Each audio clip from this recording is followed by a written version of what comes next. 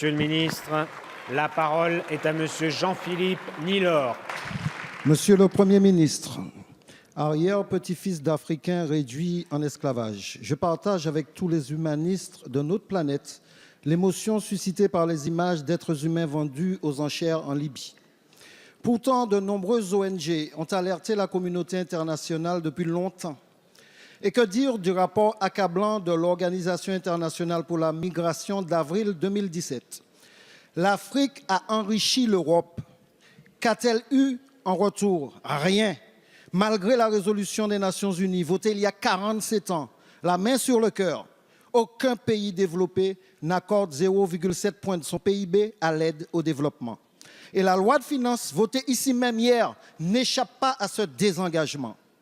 Les damnés de la terre sont donc pris en étau entre leur terre qui ne leur offre que l'enfer et ce mur de mer cimetière qui les sépare d'un avenir qui de toute façon ne saurait être pire en Europe. En Libye, pays en charge de la gestion des frontières sud-européennes, des mafias négrières légitimées de fait par l'Europe prospèrent sur la misère humaine. L'émotion et l'indignation n'ont d'intérêt que si elles permettent des actions fortes et pas seulement pour carchériser sa propre conscience. Cette tragédie doit nous questionner sur les effets collatéraux de l'intervention française en Libye et sur la diplomatie française en Afrique. À l'approche de la Journée internationale pour l'abolition de l'esclavage, la France s'honorerait à se doter d'un budget digne de son rang et de son image pour l'aide au développement, à améliorer sensiblement les conditions d'accueil et de traitement de ceux qui, au péril de leur vie, arrivent au pays des droits de l'homme. Vous dites ne pas vouloir accueillir toute la misère du monde, mais que faire de celle que l'on a soi-même provoquée? Merci, Monsieur le député. La parole est à Monsieur Jean-Yves Le Drian, ministre de l'Europe et des Affaires étrangères. Monsieur le député Nilor, Mesdames et Messieurs les députés, je vais revenir sur la question libyenne, puisque vous m'interrogez essentiellement sur ce point et sur les actes de barbarie que vous connaissez et sur lesquels le gouvernement s'est exprimé déjà hier. Et je voudrais, à l'issue de la discussion d'hier, apporter 4 points de complément. Tout d'abord, la France a décidé ce matin de demander la réunion express du Conseil de sécurité des Nations Unies pour aborder cette question. Elle le fait comme membre permanent du Conseil de sécurité, elle a la capacité de le faire et nous le faisons.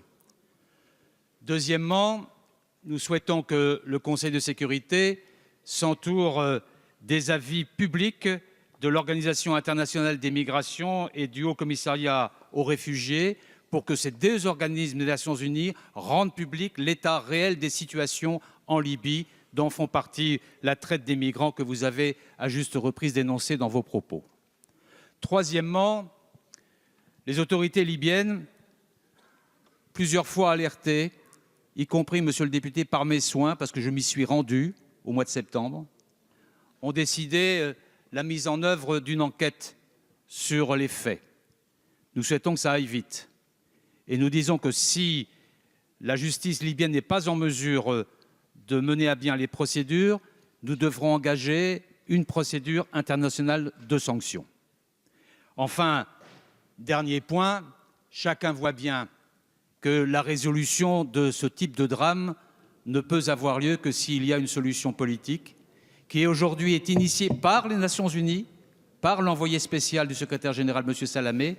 Ces discussions avancent lentement, mais elles avancent. Et nous souhaitons qu'il y ait une prise de conscience des acteurs libyens de la nécessité d'aller vite face au drame que nous constatons.